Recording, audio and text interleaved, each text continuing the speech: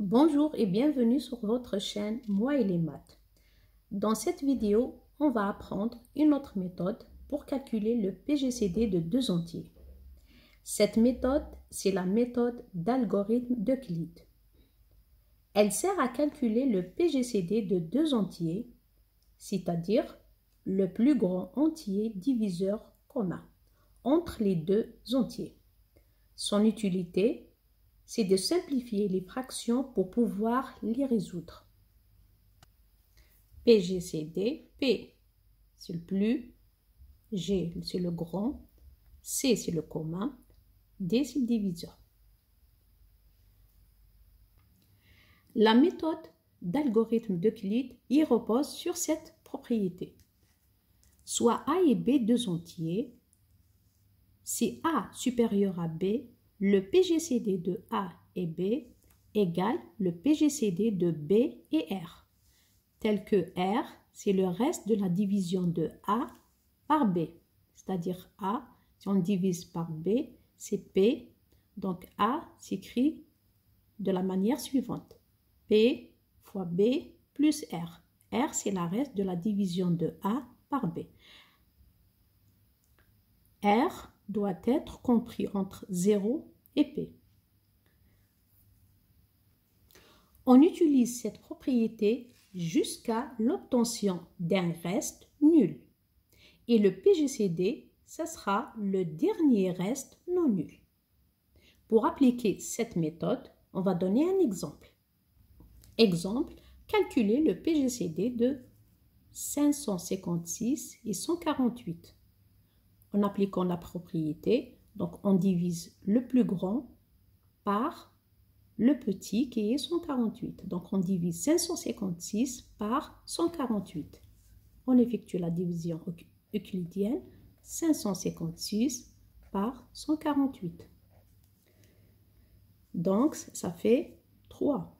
3 multiplié par 148, ça donne 444. 556 moins 444, ça fait 112. On note l'opération. Donc, dans ce cas, le PGCD de 556 et 48, on note l'opération. 556 égale 3 fois 148 plus 112. La deuxième opération, on effectue ça, il représente 556 le A. Et 148 c'est le B et 112 c'est le reste. En appliquant la propriété toujours, donc maintenant le PGCD de 148, c'est-à-dire de B et de R, 148 et 112, on note. On calcule le PGCD de 148 et 112, on effectue la division euclidienne, donc on divise 148 par 112, donc ça va faire 1 fois 112, c'est 112, 148 moins 112, ça va faire 36. On note l'opération. Donc 148 égale 1 fois 112 plus 36. On répète l'opération, donc maintenant on divise 112 sur 36. Donc on va essayer de calculer le PGCD de 112 et 36. 112 divisé par 36, ça va faire 3. 3 fois 36, c'est 108. On note. Puis, on note l'opération. 112 égale 3 fois 36 plus 4. On continue. On divise toujours. Donc, on va chercher le PGCD de 36 et 4. Donc, le PGCD de 36 et 4. Donc, on divise toujours 36 par 4. Ça fait 9. Le reste, 0. On note. Donc, 36 égale 4 fois 9 plus 0. On remarque que le reste est nul. Donc, on arrête l'opération. Donc, on déduit que le PGCD, on a dit que c'est le dernier reste non nul. Donc, le dernier reste non nul, c'est 4.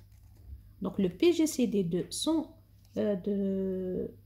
556, on note le PGCD de 556 et 148 égale 4.